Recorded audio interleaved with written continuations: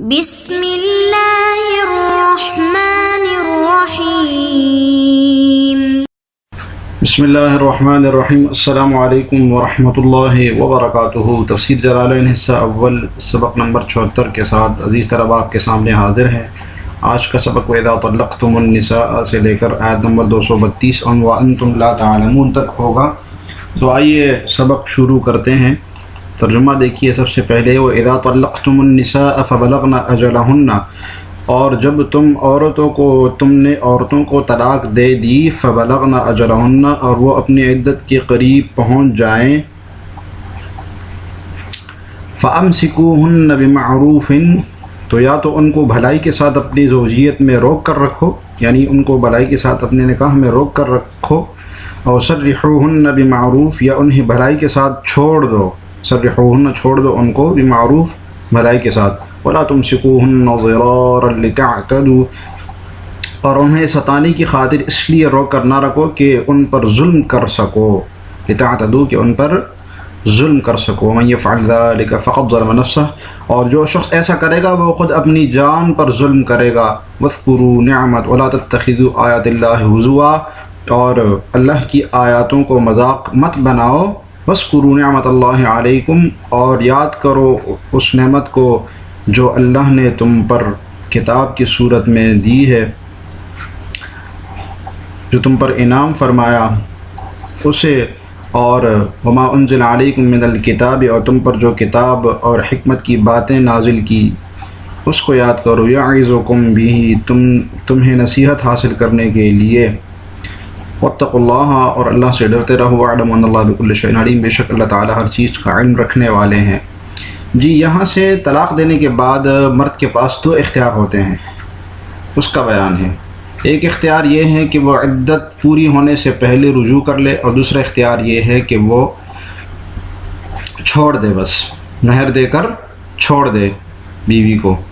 تو دیکھیے، وَإِذَا طَلَّقْتُمُ النِّسَاءَ فَبَلَغْنَ أَجَلَهُنَّ أي قاربن انقضاء عدتهن، یعنی اپنی عدت کے قریب پورے ہونے کے قریب پہنچ جائے۔ فبلغن اجلهن کا مطلب یہ ہے کہ عدت کے قریب پہنچ جائے، عدت پورے ہونے کے قریب پہنچ جائے، اس لیے کہ رجوع تو عدت کے اندر ہی ہوگا، تو فبلغن اجلهن کا مطلب عدت پوری ہونا نہیں ہے بلکہ عدت کے قریب ہونا ہے۔ تو اشارہ ہے کہ یہاں بلوغ جو ہے یہ قرب کے معنی میں ہے۔ فَأَمْسِكُوهُنَّ بِمَعْرُوفٍ، تو روک لو، أي بأن تراجعوهن، روکنے کی صورت کیا ہے کہ تم رجوع کر لو، بمعروف اچھے طریقے سے، من غیر ضرار، صورت معروف کیا ہے؟ بغیر کسی نقصان کے۔ تو جاہلیت میں ایسا ہوتا تھا کہ عورت کو روک کر رکھتے تھے، طلاق دے کر اس کو روک کے رکھتے تھے، رجوع کر لیتے تھے، پھر دوبارہ طلاق دے کر دوبارہ اس کو روک کے رکھتے تھے، تو فرمایا کہ نقصان نہ پہنچاؤ۔ تو اس آیت کے مضمون پر غور کرنے سے معلوم ہوتا ہے کہ عورت پر طلاق کے معاملے میں ظلم کرنے کے اللہ تعالیٰ بہت خلاف ہے، کہ طلاق دے کر اس پر ظلم کیا جائے، اس کو نقصان پہنچائے۔ تو نقصان پہنچانے کی نیت سے جو بھی کام کیا جائے گا اللہ تعالیٰ اس پر سخت غصہ ہوتے ہیں۔ اور سرحوهن بمعروف، یا چھوڑ دو ان کو اچھے طریقے سے، بھلائی کے ساتھ انہیں چھوڑ دو، ترک کر دو۔ ای اترکوہن، یعنی چھوڑ دو ان کو، سرحوہن یہ تصریح سے ہے، امر کا صیغہ ہے، تو مطلب ہے اترکوہن، یعنی کہ چھوڑ دو ان کو، حتی تنقضی عدتہن، یہاں تک کہ ان کی عدت پوری ہو جائے۔ صورت معروف یہ ہوگی کہ ان کی عدت پوری ہو جائے، تو ایسا نہ ہو کہ عدت پوری ہونے کا انتظار نہ کیا جائے اور دوبارہ سے طلاق دے کر پھر ان پر عدت لمبی کی جائے، نہیں ایسا نہیں۔ وَلَا تُمْسِكُوهُنَّ بِالرَّجْعَةِ، اور انہیں روک کر نہ رکھو، وَلَا تُمْسِكُوهُنَّ روک کر نہ رکھو ان کو، بِالرَّجْعَةِ رجعت کی صورت میں۔ تو جیسے کہ ہم نے کہا کہ دور جاہلیت میں جیسے ہی عدت ختم ہونے لگتی تھی رجوع کر لیتے تھے، تو عورت واپس نکاح میں آ جاتی تھی، پھر اس کے بعد دوبارہ طلاق دیتے تھے، تو عدت بہت لمبی ہو جاتی، تو یہ ضرر تھا عورت کو اس میں۔ وَلَا تُمْسِكُوهُنَّ، اور نہ روکو ان کو، بالرجعۃ، صورت امساک کیا ہوگی کہ عدت پوری ہو رہی ہے اور رجوع کر لیا طلاق سے، ضرارا نقصان پہنچانے کے لیے، مفعول لہو بیان ترکیب، کہ یہ ضرارا مفعول لہو ہے، ضرارا مفعول لہو بن رہا ہے تمسکو کی ضمیر کے لیے، فعل کے لیے مفعول لہو، اور مفعول لہو میں علت بیان ہوتی ہے، یعنی نقصان کی وجہ سے ان کو روک کے نہ رکھو، دوسری ترکیب یہ کہ یہ حال ہے یا مضارینہ یعنی نقصان پہنچاتے ہوئے ان کو نہ رکھو، نہ روکو، لتعتدوا اس لیے کہ تم ان پر ظلم کرو، یعنی روکنا امساک کس لیے ہو؟ ظلم کے لیے، ایسا کبھی نہیں کرنا، علیہن ان پر۔ اب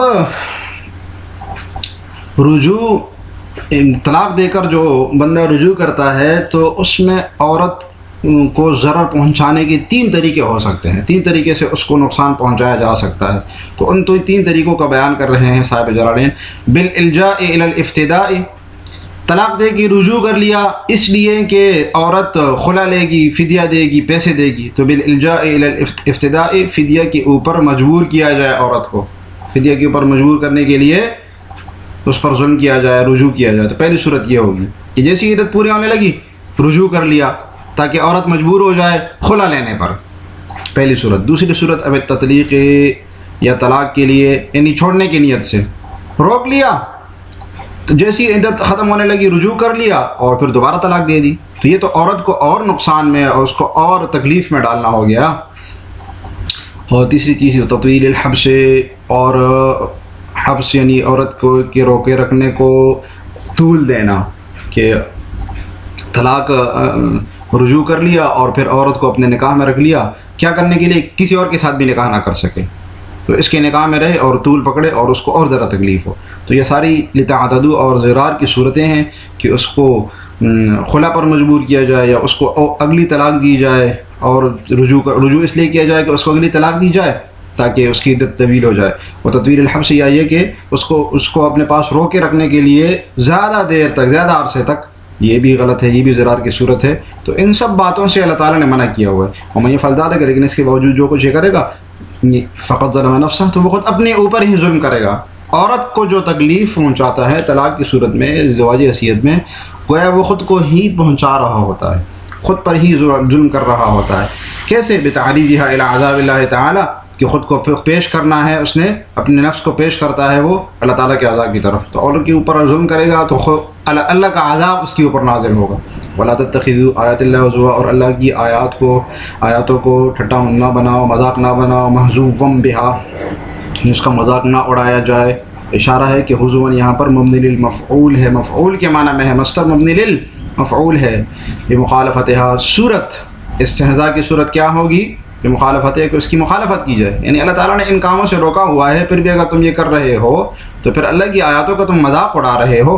وَاذْكُرُوا نِعْمَتَ اللَّهِ عَلَيْكُمْ، اور اللہ کی نعمتوں کو یاد کرو جو تمہارے اوپر ہے، بالاسلام، صورت نعمت اسلام، کتنی بڑی نعمت ہے جس نے تمہیں احکامات کھول کھول کے بتا دی۔ وَمَا أُنزِلَ عَلَيْكُم مِّنَ الْكِتَابِ، اور جو نازل کی گئی تم پر کتاب، القرآن یعنی کہ قرآن، بیان من کا بیان ہے کہ قرآن، والحکمت، اور حکمت، ما فیہ من الاحکام، جو اس میں احکام ہے۔ اشارہ ہے کہ کتاب سے مراد قرآن ہے اور حکمت سے مراد اس کے اندر جو احکام بیان ہوئے ہیں وہ مراد ہے۔ حکمت کے بارے میں آپ نے پہلے بھی بہت ساری تفسیریں پڑھی ہیں، مختلف حکمت کے بارے میں، اس حکمت کے بارے میں مختلف اقوال مالک رحمہ اللہ فرماتے ہیں کہ اس حکمت سے مراد دین کی معرفت اور اس کی سمجھ ہے، یعنی معرفت الدین وفہمہ، دین کی معرفت اور اس کا فہم، یہ حکمت ہے۔ تو قرآن بھی نازل کی اور پھر فہم بھی اس کا قرآن کا دے دیا۔ اور اسی طریقے سے امام شافعی رحمۃ اللہ علیہ نے اس کو حکمت کو سنت رسول قرار دیا ہے کہ وما انزل علیکم من الکتاب، کتاب سے مراد قرآن ہے اور حکمت سے مراد سنت رسول ہے۔ بہرحال مختلف تفسیریں کی گئی ہیں، اس پر پہلے بھی ہم نے کسی سبق میں بات کی ہے، وہاں آپ دیکھ لیجئے گا۔ یعظکم بہ، وہ نصیحت کرتا ہے تمہیں، بان تشکروھا، بالعمل بہ، کیا نصیحت کرتا ہے کہ اس کا شکر ادا کرو، بالعمل بہ، اس پر، اس کے احکام پر عمل کر کے، اس پر عمل کر کے۔ تو شکر بالجنان، اپنے ہاتھ سے، زبان سے عمل کر کے باقاعدہ اس پر، یہ ہے شکر بالجنان۔ تو صورت شکر یہ ہے کہ اس کی آیتوں پر عمل کیا جائے۔ واتقوا اللہ، اور اللہ تعالیٰ سے ڈرو، واعلموا ان اللہ بكل شيء علیم، اللہ تعالیٰ ہر چیز کو جاننے والے ہیں۔ لا يخفى عليه شيء، اس پر کوئی چیز بھی مخفی نہیں ہے۔ واذا طلقتم النساء فبلغن اجلهن، آگے ترجمہ دیکھیے۔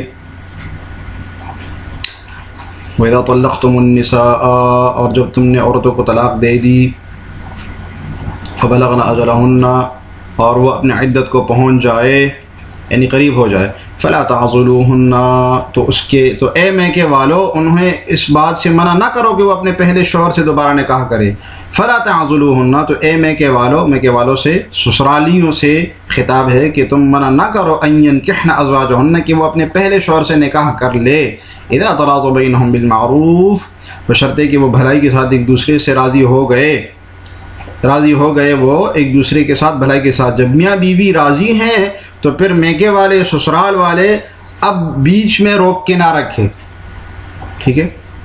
ذالک یعظ بہ من کان منکم یؤمن باللہ والیوم الآخر، ان باتوں کی نصیحت میں سے ان لوگوں کو کی جا رہی ہے جو اللہ اور یوم آخرت پر ایمان رکھتے ہوں، جو اللہ پر تو ایمان رکھتے ہوں نا، اور آخر یوم آخرت پر، جس کا ایمان ہی نہیں ہے دل میں تو اس کے لیے تو یہ باتیں فضول ہوگی۔ ذالکم ازکی لکم واطہر، یہی تمہارے لیے زیادہ ستھرا اور پاکیزہ طریقہ ہے۔ یہ جو اللہ تعالیٰ تمہیں احکام بتا رہے ہیں طلاق کے، یہ زیادہ پاکیزہ ہے اور زیادہ ستھرا ہے۔ واللہ یعلم انتم لا تعلمون، اللہ تعالیٰ جانتا ہے اور تم نہیں جانتے۔ جی، وَإِذَا طَلَّقْتُمُ النِّسَاءَ فَبَلَغْنَ أَجَلَهُنَّ انقضت عدتهن۔ جی، اب یہاں عدت پورے ہونے کے بعد کا حکم ہے کہ عدت پوری ہو جائے۔ عدت پوری ہونے کے بعد ایک طلاق دی اور عدت پوری ہو گئی، اور پھر بیوی شوہر کے پاس دوبارہ جانا چاہتی ہے، شوہر اس کو لانا چاہتا ہے، دونوں راضی ہے، تو اب اولیاء سے یہاں پر خطاب ہے کہ تم ایسا اب نہیں کر سکتے کہ بیوی اپنی بیٹی کو، اپنی بہن کو روک لو شوہر کے پاس جانے سے، یا ان کے پاس خطاب ہے۔ یہاں ضرر عورت کو سسرالیوں کی طرف سے، اس کی ماں کی طرف سے، اس کے جو سسرال ہے، میکے والے ہیں، ان کی طرف سے جو ضرر مل رہا ہے اس سے منع کیا گیا ہے، اور عموماً ایسے ہی ہوتا ہے، یہ ماں اپنی بیٹیوں کا گھر تباہ کرتی ہے، تو اس آیت میں بڑی حکمتیں ہیں ان کے لیے۔ انقضت عدتهن، یعنی ان کی عدت پوری ہو جائے۔ اس بات کا خیال رکھیں کہ پہلے وَإِذَا طَلَّقْتُمُ النِّسَاءَ جو تھا، اس میں ان فَبَلَغْنَ أَجَلَهُنَّ میں عدت سے مراد، عدت تک پہنچنے سے مراد یہ تھا کہ عدت پوری ہونے کے قریب جب پہنچ جائے، اس وقت یہ حکم تھا کہ یا تو اس کو دو اختیار تھے، یا تو روک کے رکھنا تھا یا یہ کہ چھوڑ دینا تھا اچھے طریقے سے۔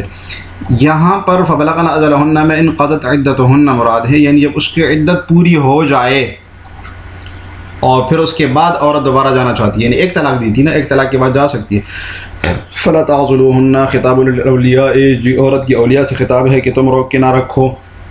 أَيْ لَا تَمْنَعُوهُنَّ، یعنی تم منع نہ کرو، ٹھیک ہے، تم منع نہ کرو، من ان ينكحن، کہ وہ نکاح کر لے، ازواجهن، پہلے والے شوہر سے، المطلقین لهن، جس نے اس کو 2 طلاقیں دی تھی، ٹھیک ہے، 3 طلاقیں اگر دی ہوتی تو پھر بالکل ہی طلاق بائن ہو جائے گی۔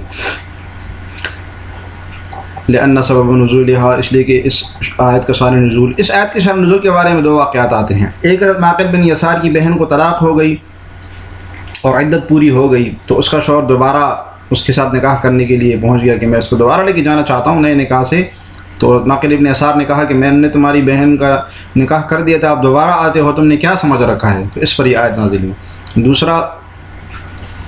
دوسرا جابر رضی اللہ عنہ کے بارے میں آتا ہے کہ ان کی بہن کو طلاق ہو گئی اور عدت پوری ہونے کے بعد شوہر دوبارہ اس کو لے کے جانا چاہ رہا تھا نئے نکاح سے، تو انہوں نے انکار کر دیا، اس پر یہ آیت نازل ہوئی۔ لأن سبب نزولها، اس لیے کہ اب یہ مضمون ہمیں کہاں سے معلوم ہوا، اس کے سبب نزول سے، کہ یہ اولیاء سے خطاب کس سے ہے، اولیاء سے۔ لأن سبب نزولها، اس لیے کہ اس کے شان نزول کے بارے میں یہ آتا ہے کہ ان اخت معقل ابن یسار طلقها زوجها، کہ معقل ابن یسار کی بہن کو اس کے شوہر نے طلاق دی تھی، فاراد ان یراجعها، اور وہ رجوع کرنا چاہ رہے تھے، یعنی عدت پوری ہونے کے بعد، فمنعها معقل ابن یسار، معقل ابن یسار نے منع کر دیا، تو یہ آیت نازل ہوئی، کما رواہ الحاکم، حاکم کی روایت ہے، حوالہ دے رہے ہیں صاحب جلالین۔ اذا تراضوا، جب راضی ہو دونوں، ای الازواج والنساء، یعنی شوہر اور بیویاں، جب یہ راضی ہیں تو پھر میکے والے کیوں بیچ میں آ رہے ہیں، یہ زیادہ نقصان ہے بیوی کو اور میاں کو بھی۔ ازدواجی رشتے میں عورت کی ماں عورت کے میکے والے کہاں سے آ گئے کہ وہ بیچ میں ٹال مٹول کرے کہ یہ اب نہیں جائے گی، جو کہ عورت خود جانا چاہتی ہو۔ بینہم بالمعروف ہے، اچھے طریقے سے، شرعاً، معروف کا مطلب ہے کہ یعنی جو شرعی تقاضے ہیں، دونوں کے حقوق ہے، اس کو پورا کرنے پر راضی ہیں وہ۔ ذالک، اس پر النہی عن العزل، ان عزل سے نہیں ہے، ٹھیک ہے، کہ اس میں اس کو روکے نہیں رکھنا ہے۔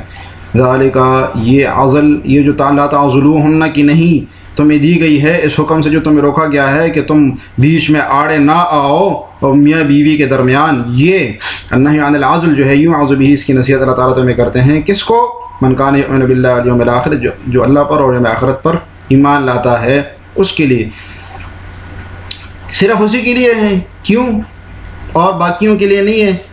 اس شخص کے لیے ایمان باللہ اور ایمان بالآخرہ جو رکھتا ہے اس شخص کے لیے اس لیے ہے کہ لأنه المنتفع به، اس لیے کہ اس کو نفع حاصل ہوتا ہے اس کا، وہ اللہ سے ڈرتا ہے، اس کے دل میں اللہ کا خوف ہوتا ہے، آخرت کا خوف ہوتا ہے اور ان احکام کو مانتا ہے.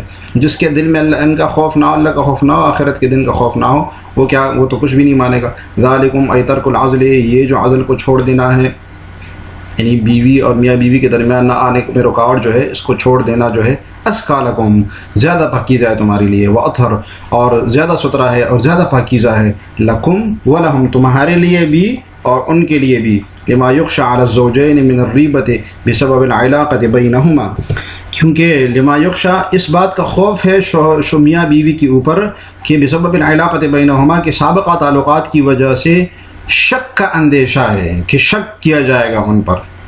تو اطہر اور ازکیٰ اس لیے ہے کہ پھر زوجین کے اوپر شک کیا جائے گا، کیونکہ ملنا تو انہوں نے ہے، تو پھر شک کیا جائے گا کہ یہ ایسا کیوں ہے، تو زیادہ مسائل اس میں پیدا ہوں گے، اس لیے درمیان میں آڑے نہ ہو.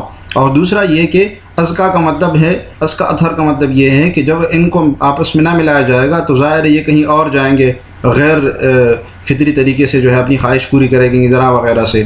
تو یہ زیادہ پاکیزہ ہے اور زیادہ اطہر ہے تمہارے لیے، زیادہ ستھرا ہے کہ ان کو پھر ایک ہونے دو. واللہ یعلم ما فیہ من المصلحۃ، اور اللہ تعالیٰ تو ساری مصلحتوں کو، جو مصلحتیں ہوتی ہیں وہ جانتا ہے. وانتم لا تعلمون، تمہیں ان مصلحتوں کا پتہ نہیں ہوتا.